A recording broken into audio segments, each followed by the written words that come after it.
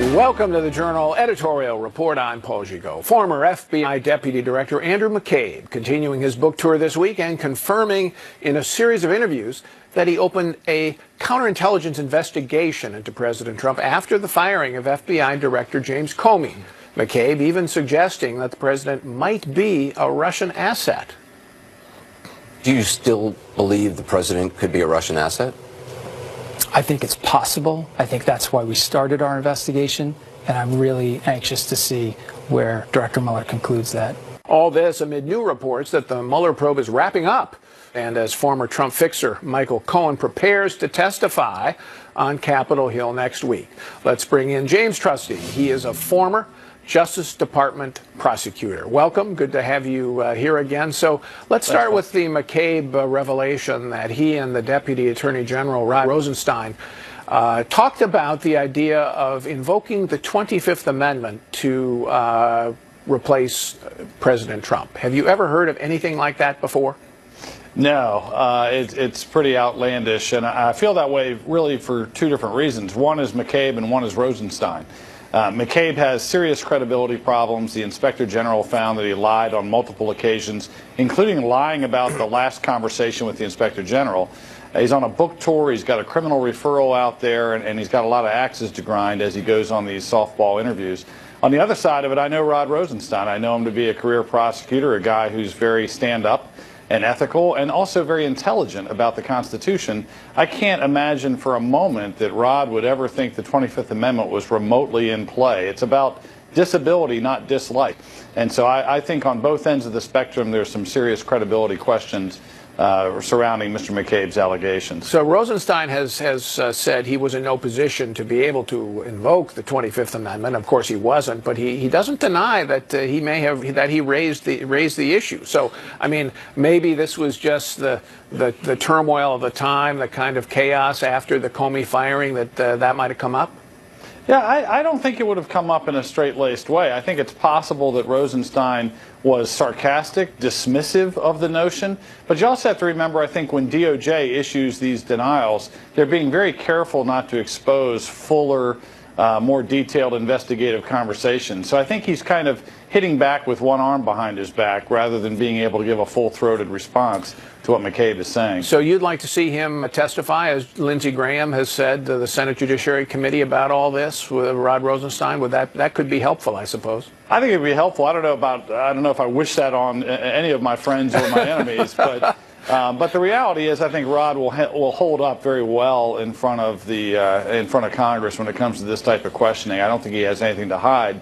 And I think there's a big comparison, a stark difference between him and McCabe when it comes to how they'll perform. Just in terms of the Constitution, if you are somebody in an administration, and you think the President of the United States is in some ways compromised, isn't your obligation to presumably resign and to then state why you're resigning? And under the Constitution, the remedy for something like that is impeachment. Go to Congress and say, look, this president is compromised, can't fulfill his duties, and I'm willing to testify to that effect. Right. I think that's the honorable kind of law enforcement approach to it, and that's what seems so out of place when you talk about McCabe and Comey, going on The View, doing book tours. It's just a different politicized world at the FBI top reaches recently, and I think even a lot of rank-and-file FBI agents that I know are welcoming the change and the scrutiny and want to see kind of a different attitude from the top of their organization than they're seeing from these guys. All right, so let's talk about where Robert Mueller stands right now. A lot of talk, media reports that somehow this is going to be over soon, and he'll issue a report or tell new Attorney General Bill Barr that he is wrapping up. Where do you see this at the present moment? Well, I think there's a lot of reason to think that is at the finish line. I mean, part of it goes back to the fact that President Trump was given a take-home assignment, that he was given written questions. That sounded like something that was more checking a box than trying to get an incriminating answer. The fact that sentencings are starting to happen for either failed or breached cooperators, that tells me they're not trying to preserve them for trial testimony. And I think there's been personnel movement where a lot of people have left the Mueller investigative team, the prosecutors, back to their home agencies. So I think that all makes sense that we're heading towards a finish line. What's interesting is getting a report to the Attorney General doesn't necessarily mean the rest of us see it. That's right. So there's a real open question about how it would be released, how much would be released, and what the timing of that would be. Well, what would be your advice to Bill Barr? Look, I mean, there's an argument for making it public just for the good of the country, to be able to see and lay out what it is, the arguments that he's making. On the other hand, if, in fact, there isn't a lot of, there's maybe some innuendo about certain individuals in it, you don't want that to be public without charges. Yeah, look, I don't think Barr needs any guidance from me. He's a pretty steady hand, experienced guy. But I think what he'll probably feel pretty compelled to do is scrub it for truly sensitive information. I don't mean embarrassing. I mean, like, international kind of intelligence community type information that has to be redacted. There may well be some of that. But I also think he realizes in the big picture it's really politically untenable to think that this report would go no further than the president. So I suspect he feels a pretty instant tug to have this thing released. If he releases it to Congress, it'll take all of 7 seconds for it to leak. But I think he'll probably be a strong advocate for full disclosure to everyone. That makes more sense, just to have him do it without waiting for somebody to leak it and make it look like it's somehow nefarious. That would be my argument. You agree? Yeah, I think that makes sense. I mean, it's a political calculation more than a legal one, but I think at the end of the day, dripping it out through leaks or through kind of partisan half stories is not the way to do it. They should just let the whole thing see daylight. All right, James Trustee, thanks for being here. Appreciate it. Sure, thanks. When we come back, Bernie Sanders launches his 2020 bid amid claims by some Democrats that his moment has come and maybe gone. Vermont Senator Bernie Sanders launched his 2020 presidential bid on Tuesday, raising $6 million from more than 225,000 donors in the first 24 hours of his campaign. Sanders joins a rapidly growing Democratic field, but he's wasting no time setting his sights on one opponent in particular. It is absolutely imperative that Donald Trump be defeated, because I think it is unacceptable and un-American, to be frank with you, that we have a president who is a pathological liar, and it gives me no pleasure to say that, but it's true.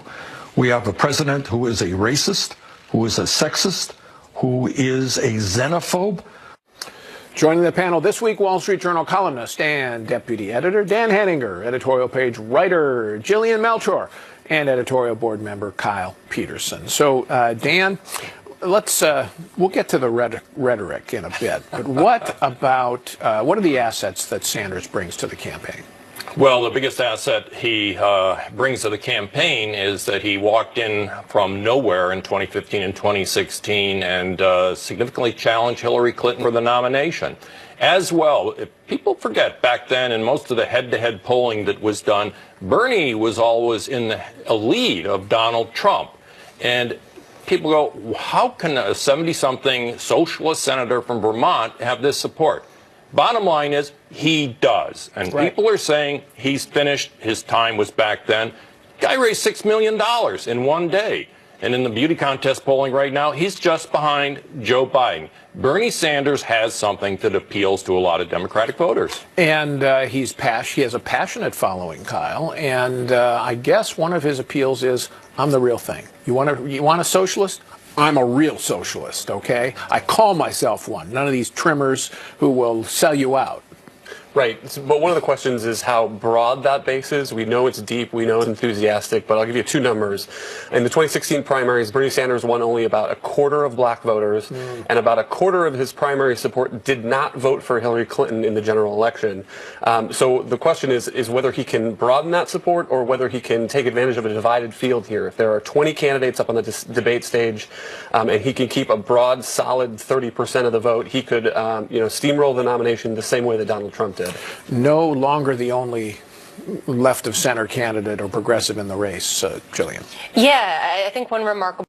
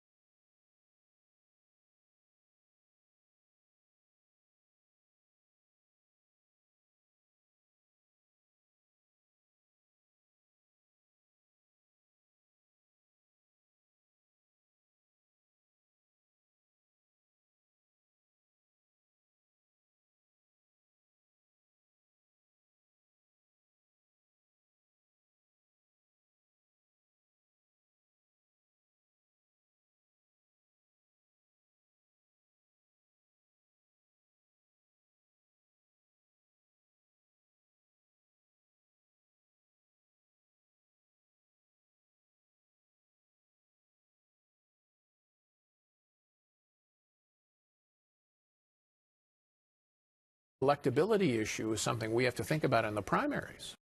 Well, I think a lot of Democrats are in that position, to be honest, that their base, the real energy on the party is very far left. So they have to appeal to that to get that primary support. But they risk isolating the broader American public. And I think that's going to be a difficult thing for not just Bernie, but others to navigate. What about this issue of the rhetoric, Dan? That clip was extraordinary. He called the president basically a liar. He called him homophobic, racist, sexist. I mean, I'm trying to remember when even any political opponent said that about a sitting president. Yeah, it's very negative, and maybe that's one of the biggest things on the downside of Bernie Sanders. And I would put Elizabeth Warren in there as well. When you're running for the presidency of the United States, it's hard to see how you can run from start to end on such a negative argument like that you find your opponent hateful. You have to provide a more positive vision. I've been a little surprised, to tell you the truth, to hear Sanders go in that direction on Trump, that long, incredible list of things: racist, liar, homophobe, pathological liar. But the Democrats are just consumed with antipathy for Donald Trump. It's now part of their DNA. It seems like something they all feel that they have to do. But Amy Klobuchar, for one, and I think even Cory Booker, they're critical of Trump, but they're offering a more optimistic view of America. But this may be part of his play for the identity politics vote. I mean, the identity politics holds a lot of sway in the Democratic Party, and Bernie Sanders is not checking any of those boxes. So he was asked about that this week. How can you lead a diverse Democratic Party? And he paraphrased Martin Luther King and said we need to look at candidates' character. You know, I think we need to move toward a non-discriminatory society. And he got a lot of pushback on that. There were people on the left who said, you know, the idea that somebody's saying identity is not important in this day's and age is just wrong. So that might be a potential liability, too. But you've done some reporting about Burlington College and his wife's role as a former president there, and the school later went bust. Tell us about that. Yeah, so the college ended up taking out this $10 million loan to acquire land, and to do it... In Vermont. In Vermont. It was a college expansion, and to do that, Jane O'Meara Sanders said that they had secured all these fundraising commitments. Well, it turns out that money never came through. The college ended up closing under the crushing weight of debt. But there have been questions about, first of all, why this college that had less than $2 million in net assets was so easily able to get $10 million in loans, whether Bernie Sanders' political influence played into that. And then if you look through some of the financial disclosures that the college filed, lo and behold, more than $300,000 of Burlington College money went to a woodworking school owned by Jane O'Meara Sanders' daughter, Bernie Sanders' stepdaughter. So that looks like a lot like nepotism to many people. Now, they say, the campaign says, look, the U.S. attorney looked into this. They filed no charges. Nothing is wrong here. Move on. But do you think it's going to be an issue in the campaign? Absolutely, because higher education was so important to his 2016 momentum. So I already think this is a ripe topic to look into. And then again, if you're looking at socialism, it's got a history of financial incompetence and a tendency toward nepotism. And I think at Burlington College, that's what we've seen. Jane O'Meara Sanders is already a really political figure. She's an advisor. So I think that's something else to keep in mind. All right. Thank you, Jillian. When we come back, California Governor Gavin Newsom accusing President Trump of political retribution after the administration announces plans to yank federal funds for his bullet train. I have no interest in sending back $3.5 billion of federal funding that was allocated to this project to President Donald Trump. An escalation in the battle between President Trump and California Governor Gavin Newsom, with the administration announcing this week that it will cancel more than $900 million in funding for California's high-speed rail project and is actively exploring ways to claw back an additional $2.5 billion that has already been spent. Newsom, who announced last week that he is scaling back plans for the 520-mile bullet train from L.A. to San Francisco, called the move political retribution for California's participation in a 16-state lawsuit against President Trump's national emergency declaration. The president himself seemed to tie the two together in a tweet Tuesday, saying, quote, "The failed fast train project in California, where the cost overruns are becoming world record setting, is hundreds of times more expensive than the desperately needed wall." We're back with Dan Henninger, Kyle Peterson, and Wall Street Journal editorial board member Alicia Finley. So, Alicia, this was Jerry Brown, former Governor Jerry Brown's signature project. He said it was about California embracing the future. Now, why would his former lieutenant governor stop the project? That's right. I'd also point out Arnold Schwarzenegger before him really championed the project as well. Gavin Newsom is just acknowledging reality. There is no course to completing this project. 520 miles from San Francisco to L.A. It's already over 14 years behind schedule. You're looking at the end of the century before it could probably ever get done. And they don't have the money. What about how short are they? They are $40 to $70 billion short. 40 to and that's 70 assuming that doesn't go, dollars. there aren't cost overruns. Okay, so is the president right to ask for the money back? I think he's exactly right, because California has not been holding up to its end of the bargain. The federal government had a grant agreement with California. It did not. California repeatedly broke it. It did not submit timely reviews and reports. It has missed deadline after deadline.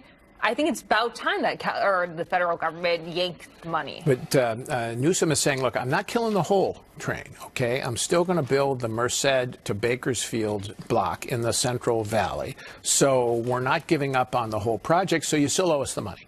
That's right.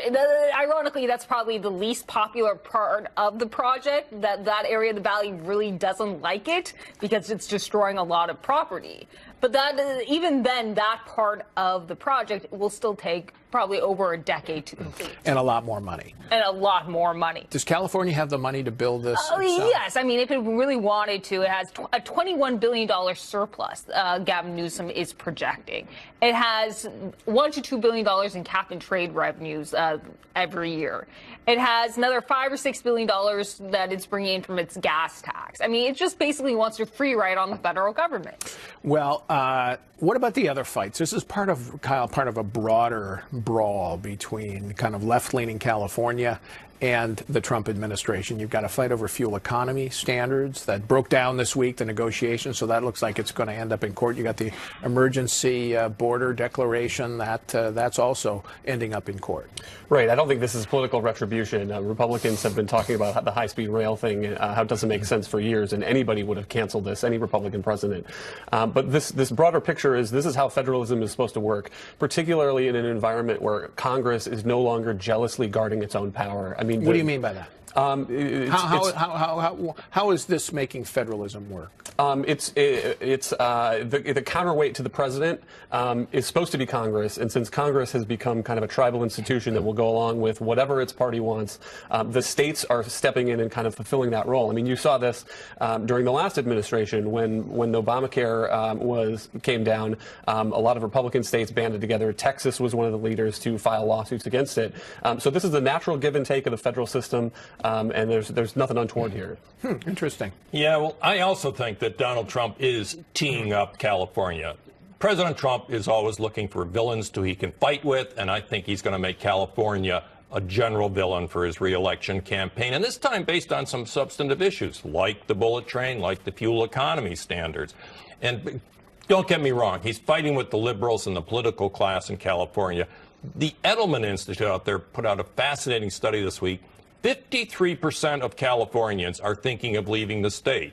Over half the state. 63% of millennials. Yeah, but Dan, half of them probably agree with Trump about all this. It's one thing to pick a fight with Kim Jong-un or Angela Merkel over something. This is the biggest state in the union. I mean, don't you want to see if you can court them? He's never going to get their electoral votes. I don't think he did. I think Gavin Newsom's the ones who's picked the fight, especially on the CAFE or the fuel economy standards. I mean, they're the ones that don't want to go along with I shouldn't say go along. They want to set the rules for the rest of the country. I see. And what happened is that the president said, revised the old standards. Right. And we're going to have a national standard. California cannot set the rules for every other state. This is a federal system. Has he tried to help California in any way with the fires or with water? I mean, he's provided flexibility in terms of the water restrictions at the San Joaquin Sacramento Delta. The farmers are very thankful for that. He's also provided some money or federal funds for firefighting. Okay. All right. Well, this will be fun to watch. Still ahead, as President Trump and Kim Jong-un prepare for a second summit in Vietnam, a look at what to expect from next week's meeting. Chairman Kim and I have a very good relationship. I wouldn't be surprised to see something I haven't taken sanctions off. I'd love to be able to, but in order to do that, we have to do something that's meaningful on the other side. But Chairman Kim and I have a very good relationship. I wouldn't be surprised to see something work out. That was President Trump this week raising the prospect of easing sanctions on North Korea ahead of his second summit with Kim Jong-un in Vietnam. The president saying he did not think North Korea was reluctant to denuclearize, despite the lack of concrete progress since he and Kim first sat down in Singapore in June. So what should we expect when the two meet again next week? Let's ask Bruce Klingner. He's a senior research fellow at the Heritage Foundation and the former chief of the CIA's Korea branch. Welcome. Good to have you here. Thanks for having me. So how much progress has there been made since the summit last June? There's been no progress on denuclearization. In fact, North Korea continues to nuclearize. They've expanded and refined their production facilities for fissile material, reentry vehicles, missiles, and mobile missile launchers. So certainly we're hoping we get concrete, tangible steps towards denuclearization at the Hanoi summit. The administration officials, what they're saying is, in fact, don't underestimate the degree to the importance of the lack of testing in North Korea since the breakout of détente. You agree with that? Not really. Of course, North Korea is required not to test under 11 UN resolutions. In fact, they're required to abandon their nuclear and missile programs under those resolutions. And we've had numerous cases in the past of 3 or more years in between nuclear or missile tests. So really, this is not that unusual from the past. Also, Kim Jong-un said late last year, in April of this year, they no longer need to test because they've successfully completed their warhead as well as ICBM programs. Well, also the president says now that he's really not in a hurry to have the North denuclearize. This can take some time, and he's willing to sort of go, even suggesting here, hasn't said this flat out, but suggesting that maybe you do go on a parallel track. They give something, we give something. They give something, we give something. What do you think of that kind of a strategy? Well, it certainly is a change from previous administration statements that denuclearization should be done in a year, or at least by the end of the president's first term. I think there have been a number of hints by Special Envoy Began as well as Secretary Pompeo and others that the administration is sort of lowering the bar on a number of issues, not requiring a data declaration by the North as early as they were requiring before, sort of stretching out the timelines, even perhaps some suggestions on sanctions relief before total denuclearization, as they said before. Well, if that's the case, I mean, you see, it sounds like the United States is the party that's making more of the concessions here. Is that how you're reading? I mean, I don't want to put words in your mouth, but that's I'm kind of reading from inferring from what you're saying. Well, at Singapore, the denuclearization language was weaker than the September 2005 statement. The U.S. unilaterally canceled military exercises, and there have been 9 military exercises canceled since Singapore and constraints on additional exercises. North Korea has not reduced any of its own military exercises. So far, we haven't really made any progress. We're certainly hoping for more meat to the bones of the next Singapore or the next statement than the previous one.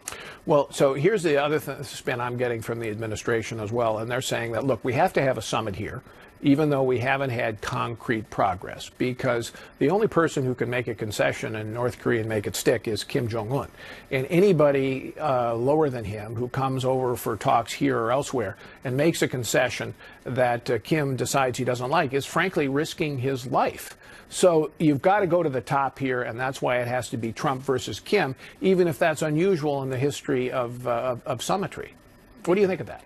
Right. Well, that's certainly different from the traditional bottom-up approach. I'm more a fan of that approach where you have, in order to get the very comprehensive, detailed agreement, it's got to be done at the envoy level rather than at the leader level. Right. You know, you want to have an agreement more like the arms control treaties with the Soviets, which were 100 pages or more, had very intricate and very rigorous verification requirements. So whether you have the president first reach an agreement and then the envoys detail it out, But you don't want to have unilateral concessions as we did in Singapore. So we need to have progress even on achieving a common definition of what denuclearization is. The special envoy admitted in January that we don't even have an agreed definition of what denuclearization is with North Korea, despite repeated statements by Secretary Pompeo. So would you expect and think that at a minimum we need to get, that is, the United States needs to get from North Korea at least a declaration of where its nuclear sites are, where its research sites are, and an inventory of the weapons that it has? Very much. Whether we get a very extensive agreement in Hanoi, or at least we need a very firm, unambiguous, public and written declaration by North Korea that they accept the UN definition of denuclearization, which is not global arms control, but rather abandonment of their arsenals as they're required to do.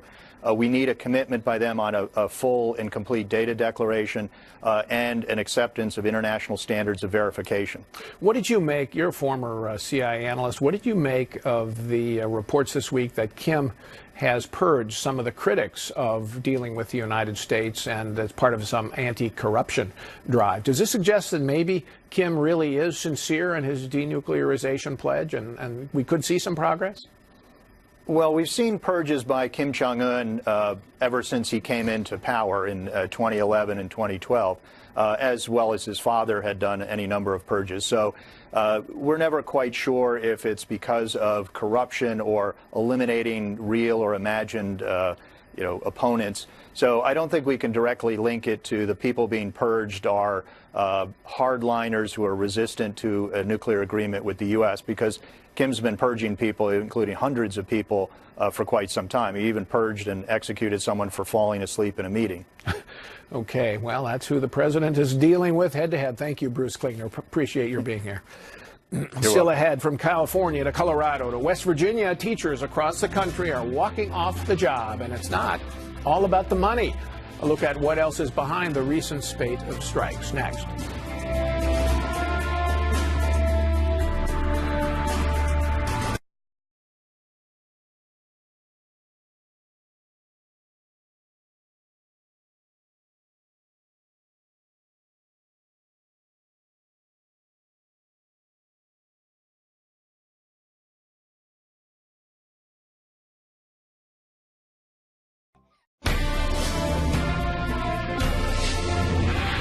Teachers in Oakland, California went on strike Thursday, demanding a 12% retroactive raise to compensate for what they say are among the lowest salaries for public school teachers in the pricey San Francisco Bay Area.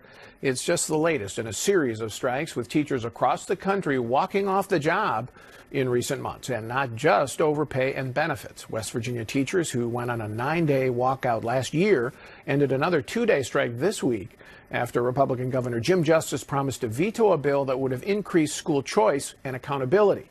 We're back with Dan Henninger, Alicia Finley, and Jillian Melcher. So, Jillian, what's really behind this spate of strikes? Remarkably, not so much salary, although that's secondary. I think many of these teachers' unions are striking because they don't want the competition from charter schools, first off. And second, they don't like their pay being linked to performance. And I think we're seeing a big push for them to use strikes as a way to coerce the government into protecting their position. When you say pay for performance, you mean student performance in particular. Exactly. Graduation rates, mastery of the NAEP tests, the national tests for reading and math.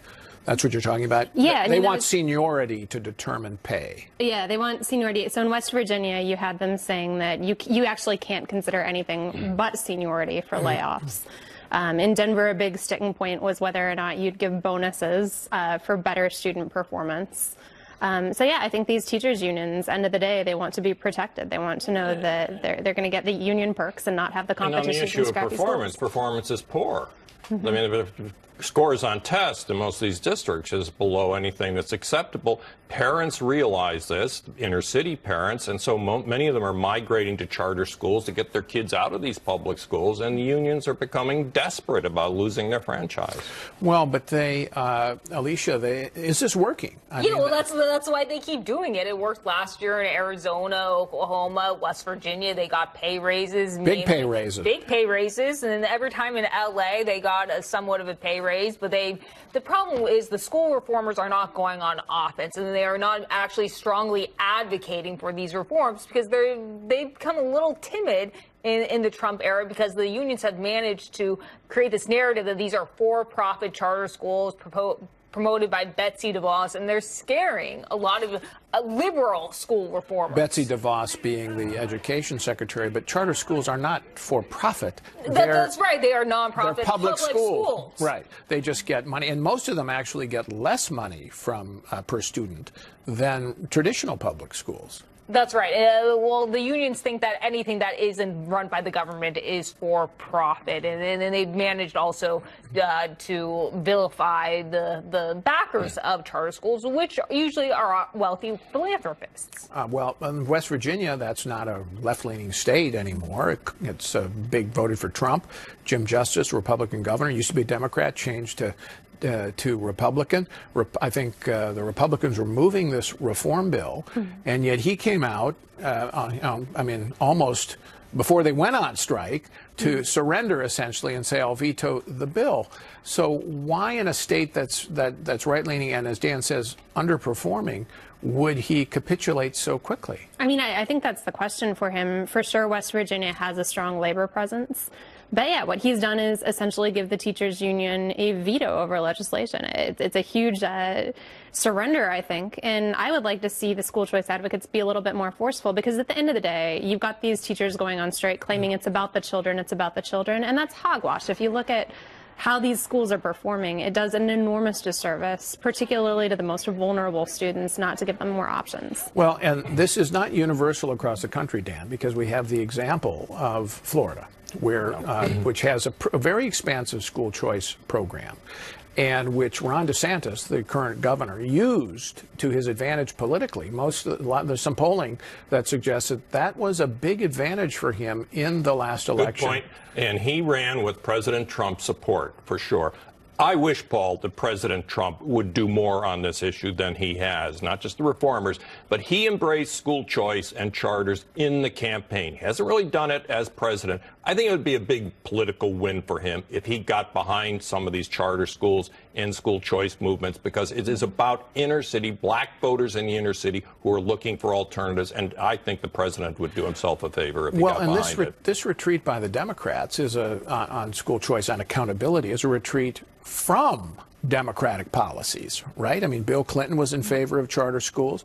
Barack Obama was in favor of charter schools. They were certainly they were not against testing students for performance.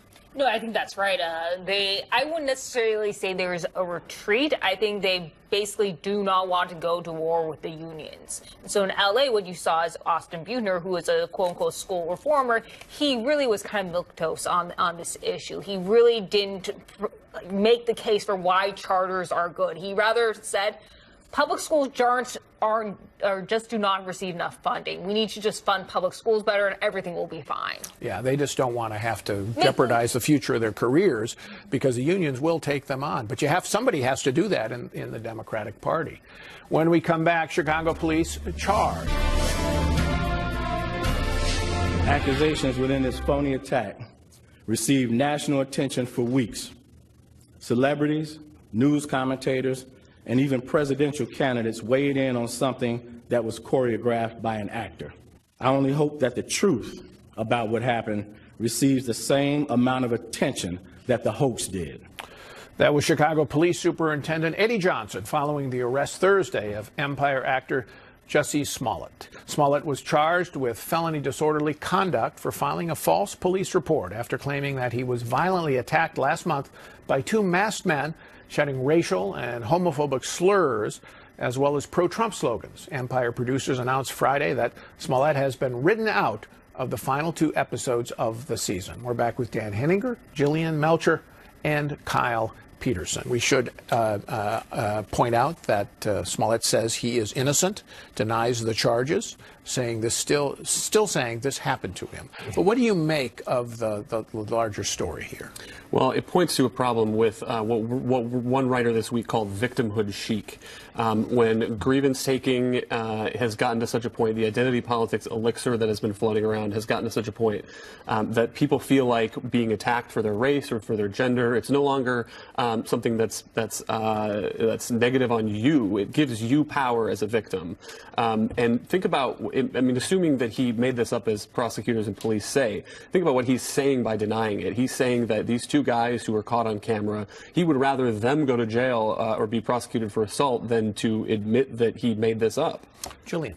Yeah, so I think one of the things that's been most remarkable to watch is early on in this story, how many people said that it was unfair to even question ask for specifics on the details. You had Ellen Page going on saying that the media was cowardly for raising questions about whether this was a hate crime. This is the actress. Yeah, the organization GLAAD saying that by asking tough questions, we were re-victimizing him. And I think that's something that we're seeing in the broader social justice movement. We've already seen this happen with sexual assault in particular, that if you're asking tough questions or if you're looking to give due process or some form of credibility, if you're even looking into the details or questioning this experience, that's perpetrating an injustice against protected groups. And I think that's going to be just a catastrophe for both law enforcement and the media if we continue to go down this. Well, and also for legitimate victims of violence, because if half of the country starts to think, oh, well, this could be a hoax, then that is going to hurt them.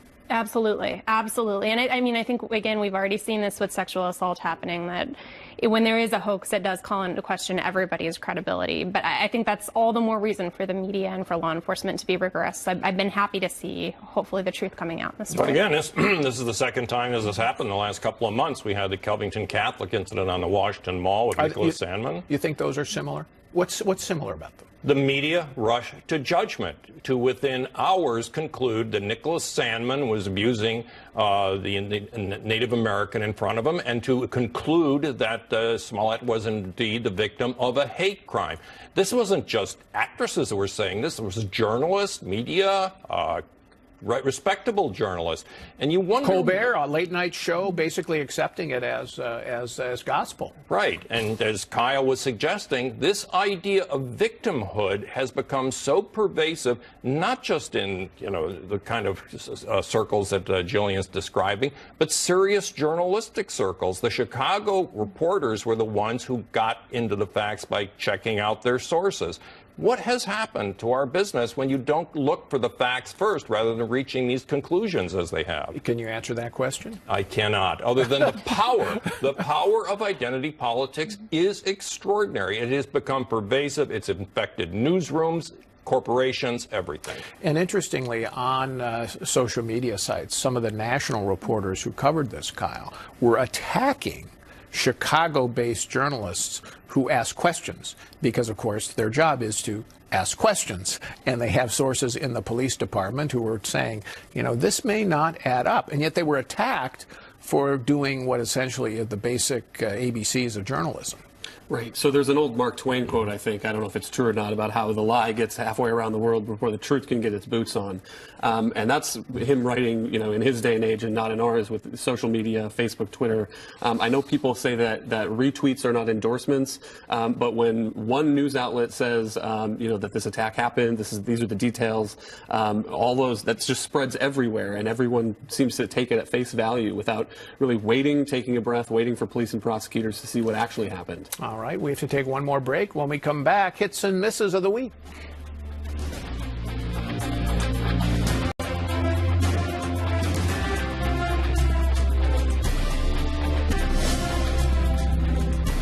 Time now for our hits and misses of the week. Alicia. This is a miss to the New York City Housing Authority, which spent $1,973 to replace light bulbs, incandescent light bulbs, with LED lights in apartments. They paid about over $130 to union plumbers to do this. This is essentially the Green Deal in miniature.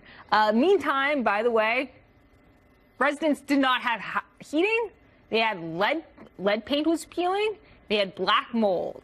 Welcome to New York's socialism. Kyle. I'll give a small hit to Amy Klobuchar. At a presidential forum, she was asked whether she supports free college for all, and she said no. I would if I were a magic genie. It's a good line.